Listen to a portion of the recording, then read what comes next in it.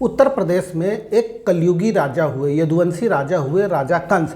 उन्होंने अपने पिता को कारागार में डाल दिया, जेल में डाल दिए, सिर्फ अपनी गद्दी के लिए, राजगद्दी के लिए। अपनी बहनोई सबको जेल में डाल दिए, सिर्फ अपने राजनीतिक विरासत के लिए, अपने गद्दी बचाने के लिए। उनको ऐसा अंदेशा था तो वो सबको जेल में डाल दिए। आज उसी उत्तर प्रदेश में हमने एक ऐसा राजा को देखा जो बिल्कुल उनका ही छाया है, उनका ही प्रतिकॉपी है। वो अपने पिता को, वो भी अपने उनके पिता ने जो राजनीतिक विरासत बनाई थी उसको हथियाने के लिए अपने पिता को अपने घर में ही कैद में कर दिए और ज़बरदस्ती गद्दी में बैठ गए। पिता ने उनको हटाने की कोशिश की, लेकिन उम्र का तकाजा और जैसा हो और पुत्र मोह का बंदिश कि वो ऐसा कर ना पाए, और उसी बंदी में पिता जो घर में बंदीगृह में घर में जो बंधक हो गए थे वहीं से वो मोक्ष प्राप्त किए। और उसी में पिता मोक्ष प्राप्त किए और राजगद्दी पे बैठ गए। अपने चाचा जो राम चाचा थे उनको रामू काका बना दिए, घर के रामू काका बना दिए। वो घर के काम देखते हैं, बच्चों को स्कूल पहुंचाना, कपड़ा प्रेस करना, घर में सब्जी क्या बना, सुबह नाश्ता क्या आएगा, ये रामू काका बना दिए चाचा को। घर के जो राम चाचा हैं उनको रामू काका बना दिए घर का काम देखने के लिए, और जो बड़े चाचा जो शिव चाचा हैं उनको शिबू काका बना दिए बाहर का काम देखने के लिए।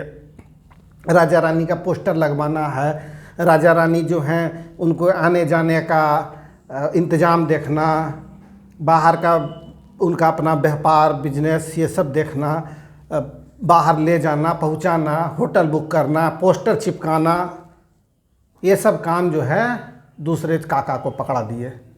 रामू काका घर में कपड़ा इस्त्री करना, सब्जी लाना, बच्चों को स्कूल पहुंचाना, ये रामू काका। और बाहर से जो काम हुआ ये शिबू काका, पोस्टर चिपकाना, यही। और दोनों जो राजा हुए कंस और दूसरे दोनों के आखिर में शब्द है।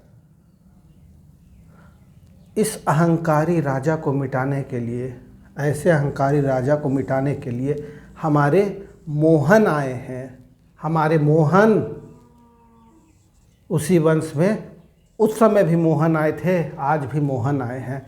इनको पराजित करने के लिए, ये कंस जैसे लोगों को पराजित करने के लिए जो अपने अहंकार में, अपने घमंड में चूर रहते हैं, घमंडी गठबंधन बनाते हैं, उनको घमंड को ख़त्म करने के लिए, उनके जो पाप हैं उस घड़े को फोड़ने के लिए मोहन आए हैं। मोहन आए हैं। अब देखना है कौन इस महाभारत के जटिल युद्ध में, महाभारत के राजनीतिक युद्ध में कौन कंस की तरफ है और कौन हमारे मोहन के साथ हैं। इस कलयुगी कंस का अंत आपके एक धक्के से होगा, और मोहन, हमारे मोहन का विजय हम लोगों के एक एक अंगूठे से, एक एक अंगुली से के धक्के से इनका विजय होगा। इस राजनीतिक महाभारत में इस कलयुगी कंस को हराना है, किसी भी हाल में इस कलयुगी कंस को हराना है, वरना ये कलयुगी कंस बाद में ये समाज के लिए एक आदर्श बन जाएगा। और बाद में अगर इस कंस को हराया ना गया तो ये बाद में समाज के लिए एक आदर्श बन जाएगा, युवाओं का एक आदर्श बन जाएगा। हर युवा फिर इसी तरह अपने पिताजी को धकेल के बिना कोई इज्जत करे ज़बरदस्ती गद्दी हथिया ले, व्यापार को हथिया ले, जो भी है।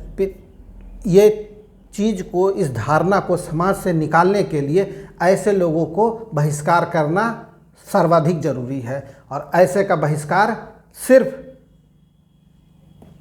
जब राजा का चुनाव होता है तभी होता है कि ऐसे लोगों को बाहर करना है और बिल्कुल औंधे मुँह गिराना है औंधे मुंह गिराना है, ताकि ऐसे ऐसे लोग समाज में कोई ऊंचा पद न ले पाए, ताकि इस जो कुविचार है, इस कुविचार का प्रभाव आने वाले जनरेशन, आने वाला नस्ल, आने वाला युवा बच्चे पर ऐसे इनके कारनामे कोई जान ना पाए, कभी समाज में कभी किसी मॉडल के रूप में न जाना जाए।